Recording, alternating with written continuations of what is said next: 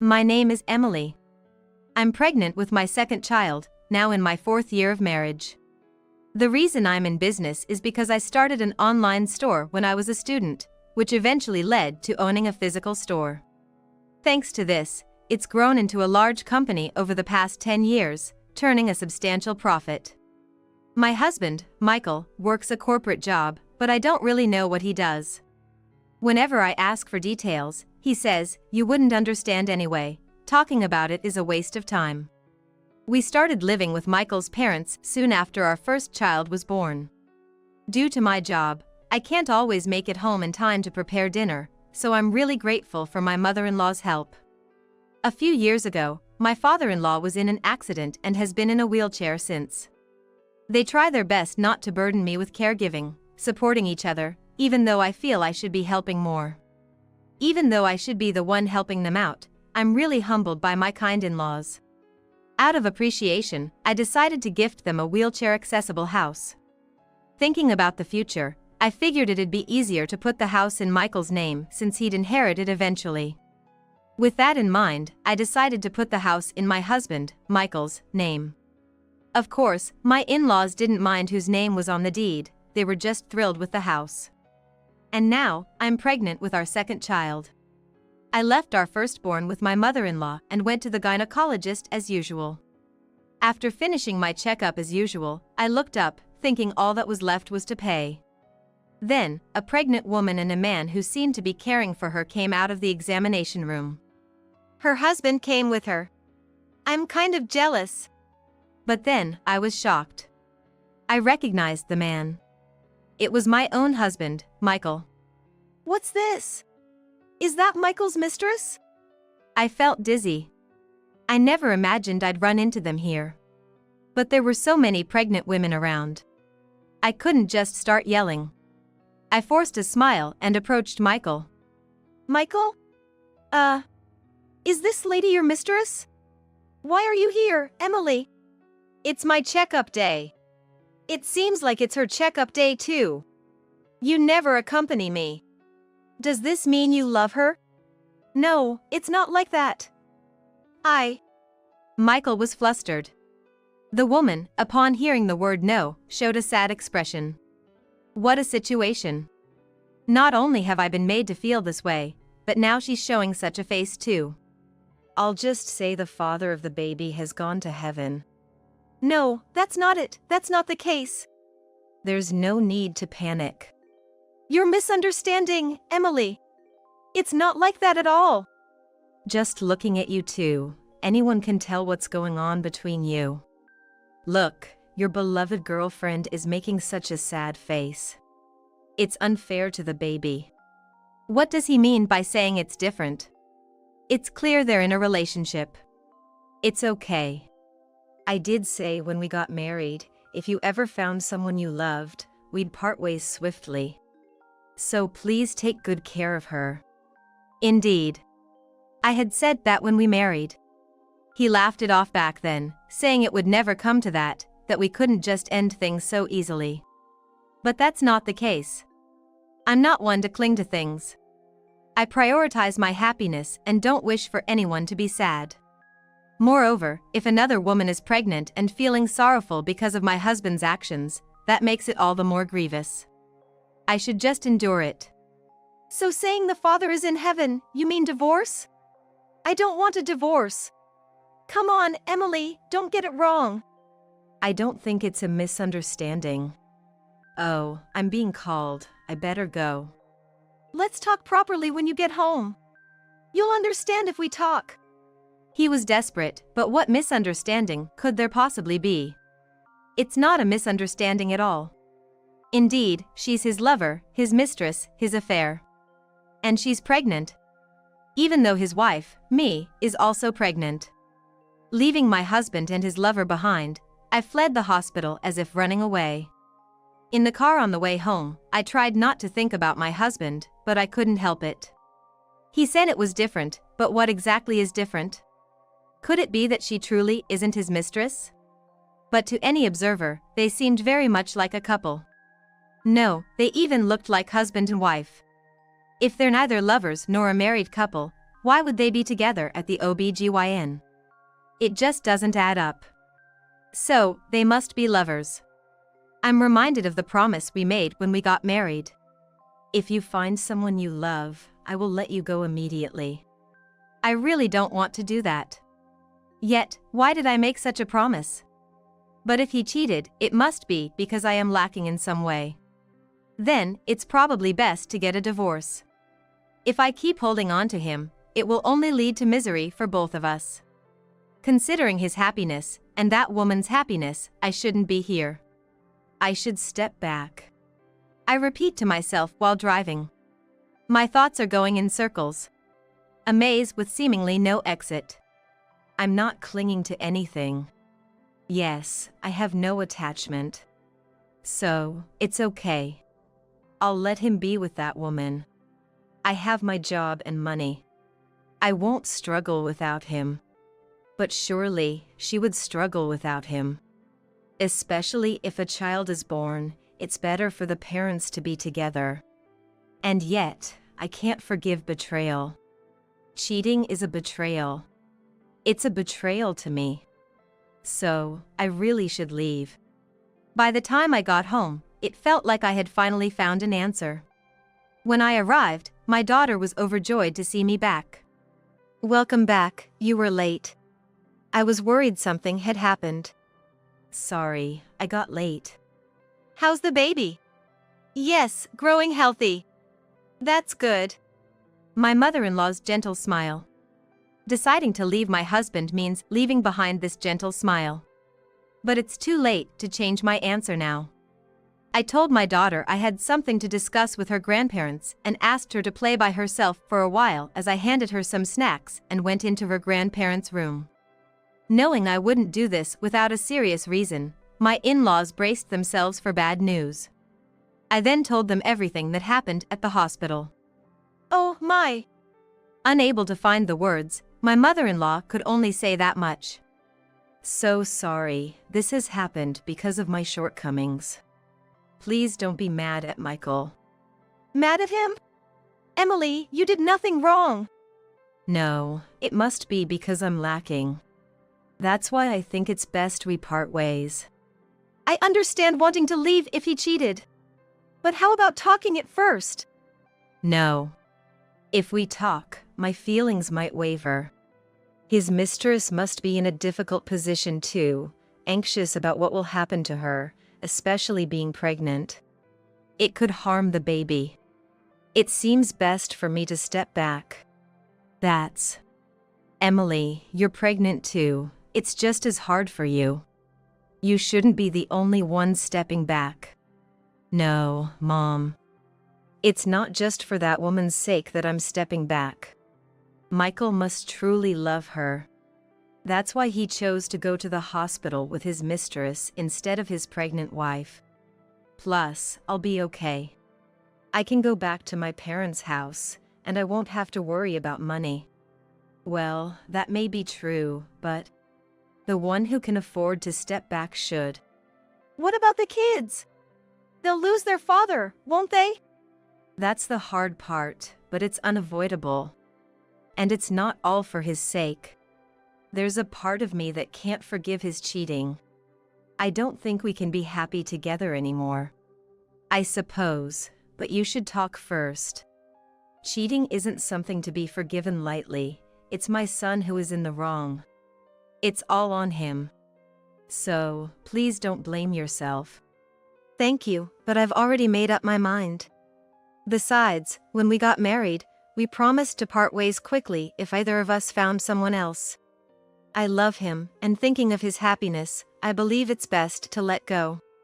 Oh my! I'll leave the divorce papers here.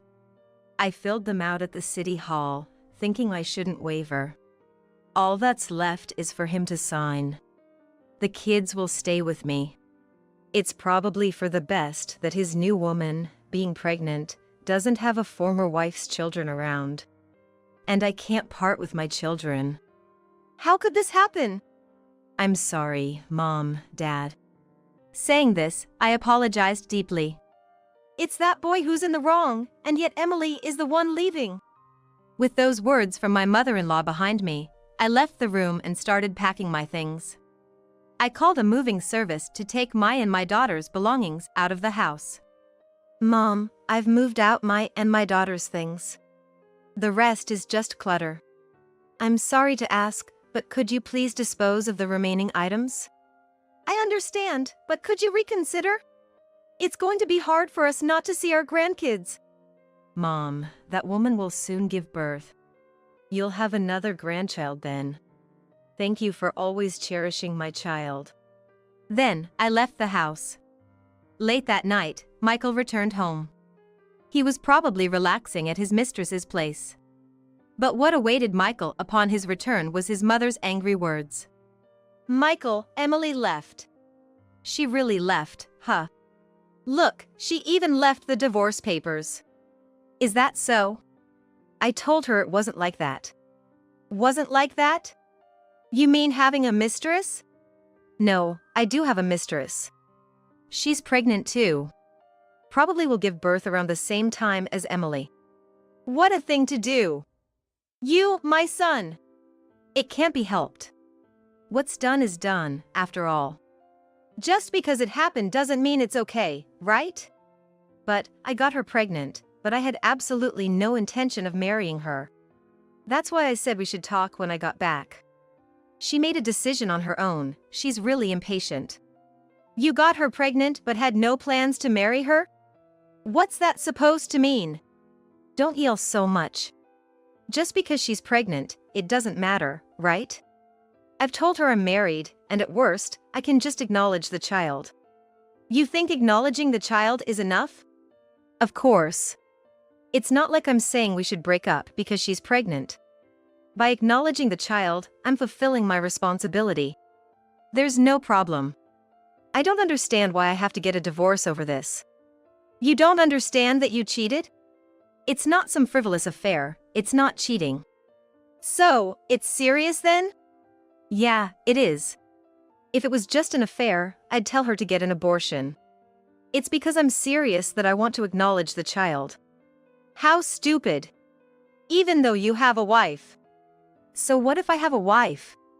It's absurd to say a man can only love one woman. There are countries with polygamy. It's all complicated because it changed to monogamy. Complain to the government about it. You idiot! Why am I an idiot? It's natural for a man to want to be involved with multiple women. I'm just being faithful to myself as a man. How stupid can you get? When you have such a good wife, what complaints could you possibly have? Complaints? I have none. I thought I had too good a wife. That's why we had a second child. If I had complaints, I wouldn't have had children with her. If you have no complaints, then why? Mom, that question is just going in circles, round and round. With Emily gone, we'll be without a woman's touch around here. Emily managed the household chores even when she was busy, didn't she? Yes, she did. When she was busy with overtime, and I made dinner, she would always bow her head and say she was sorry to trouble me, saying how grateful she was. The next day, she'd bring back cakes or donuts, things I like, as an apology. She was a good wife. It's a shame, really. She was too good to lose. Well, what's done is done. Since we need a woman's touch around here, living with her will solve that problem. That's not going to solve anything. Despite the in-laws saying it wasn't that simple, Michael wouldn't listen. Thus, Caroline, his mistress who was now living with them, claimed she couldn't move around much because of her pregnancy. I'm tired. Hey Michael, you take care of the house. If not, tell your mom to do it. All right, fine. What are you saying? Emily was still preparing meals even when she was heavily pregnant. Huh? That varies from person to person. Not everyone gets morning sickness, and the severity differs. I'm supposed to be carrying Michael's precious child. Why should I have to do house chores when I'm feeling this awful? Right.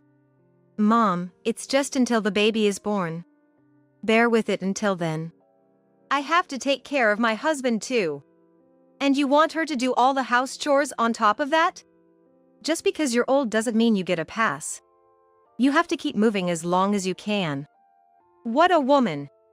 You're the one who will get heavier with the pregnancy if you don't move. It's fine. I'm planning on having an epidural, so I have nothing to worry about. Ugh, I feel sick. It's the morning sickness. Michael, I want something sweet. Go buy it. Caroline made Michael run around fetching whatever she wanted to eat while doing nothing herself. Yet she does nothing herself. Despite this, Michael's mother, told to bear with it until the baby was born, decided not to complain. With the added burden of caring for her husband, she ended up preparing all 3 meals a day. But she eventually got tired and asked Michael to do something about it. Since she's pregnant, it can't be helped. Just because she's pregnant doesn't mean you can write everything off. Do you think your mother doesn't get tired? She never had to prepare 3 meals a day before. Mom, you're a housewife, right? It shouldn't be a big deal. That's ridiculous. That Caroline refuses to eat what's prepared if she doesn't like it. She says it's not what she wants and ends up eating fast food. It's not like the money's coming out of your pocket, so what's the problem? It's not about the money. Like I said before, it's only until the baby is born. Caroline will change once the baby is here. When we were dating, she kept the house clean and always cooked for me when I came over. She really is a capable woman. That's how he convinced her. But nothing changed even after the child was born. Caroline, at least do some cleaning. You're a mother now. Yes. I'm the wonderful wife who gave birth to your grandchild. The baby takes up all my time, so your mother should be able to handle the cleaning. What's a mother to do if not take care of things? A newborn baby has no idea who's cleaning up. I'm the one changing diapers and feeding milk, that should be enough. If you're going to say that, at least take care of the baby when it's crying. Huh? You should take care of that. Look, I gave birth to this kid. I went through a lot of pain for that.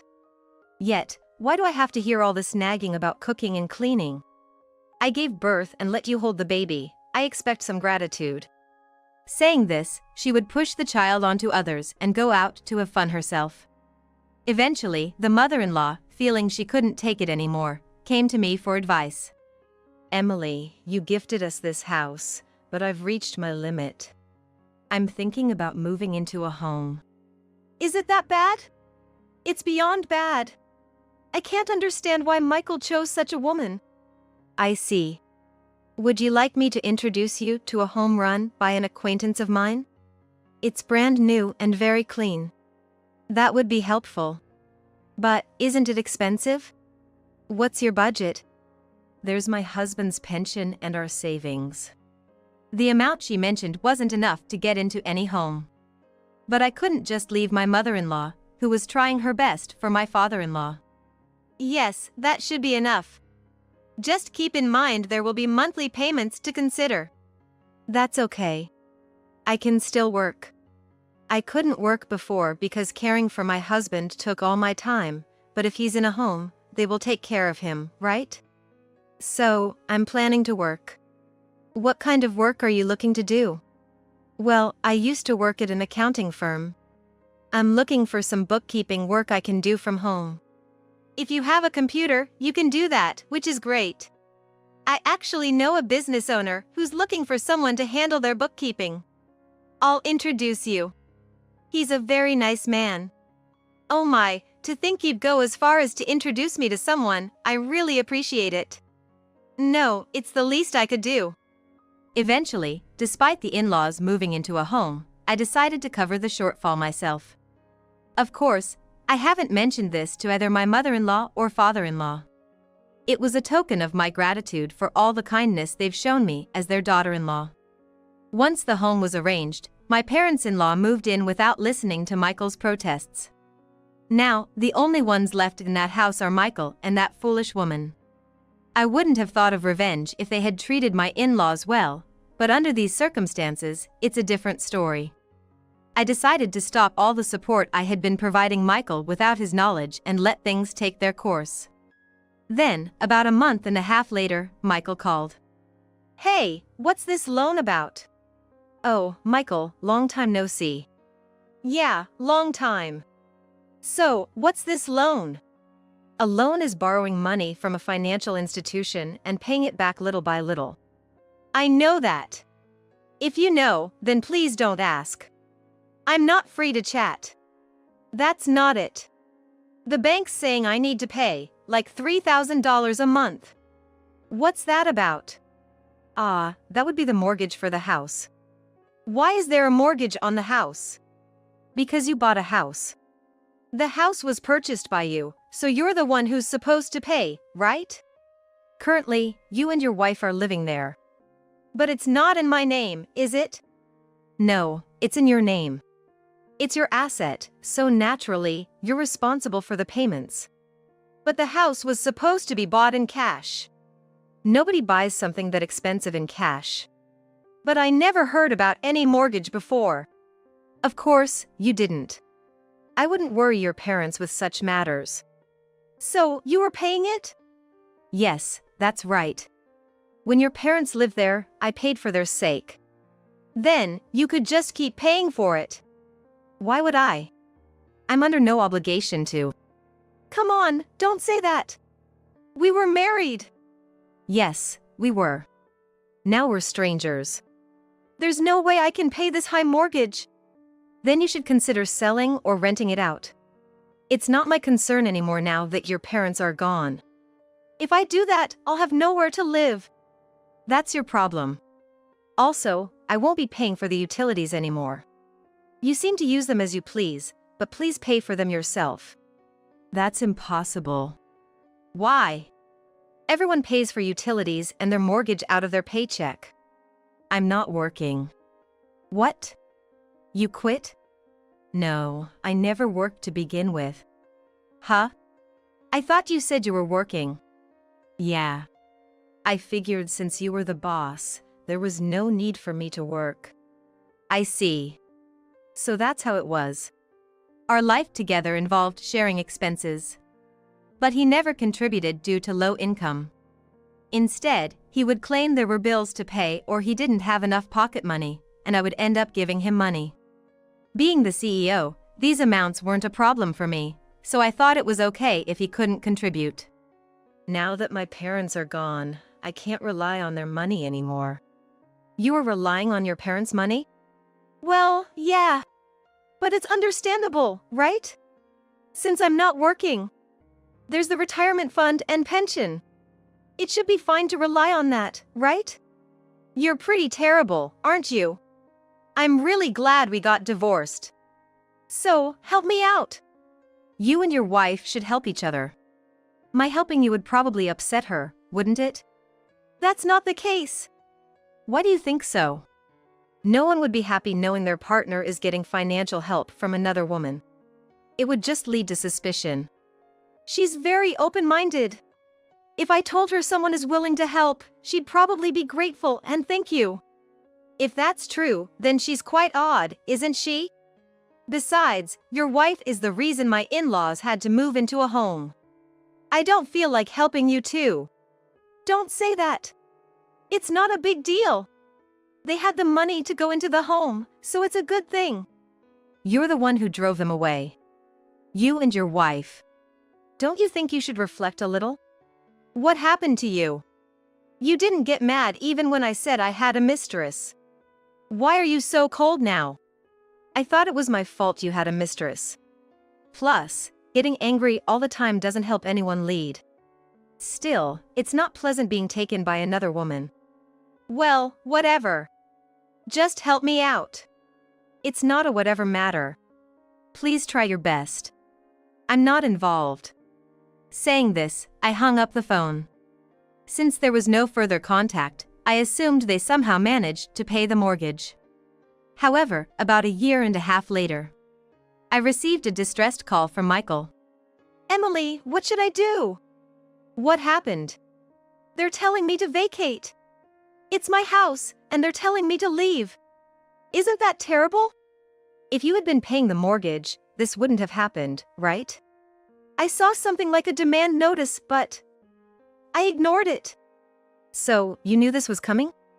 Well, I thought it would just go on like this, only getting notices if I didn't pay. Huh?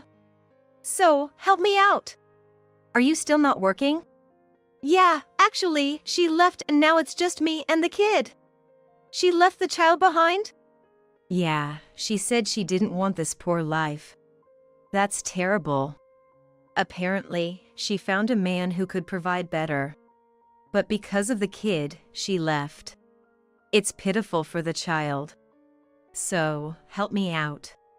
That's unfortunate for you. But this isn't something you should be telling your ex-wife.